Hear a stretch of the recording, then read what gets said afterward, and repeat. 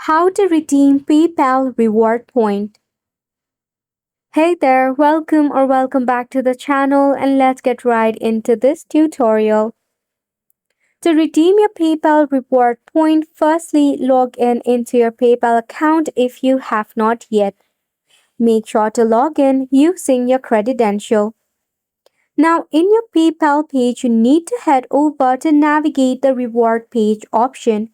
Within the website, you may find the option of reward or PayPal cashback. This is usually located in your account settings or on the main dashboard page.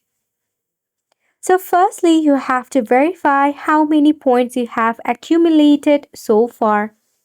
Then, PayPal will offer you some of the redemption option such as cashback, which means to convert these points into cash and transfer it into your linked bank account or the PayPal balance.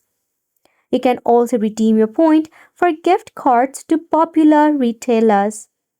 Or if you are feeling charitable, you can even donate your points to a charity of your choice.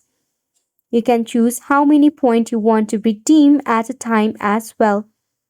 Review your selection and confirm the redemption button, after which you'll be able to redeem your PayPal reward point. This sums up the tutorial as well. Thank you so much for tuning in.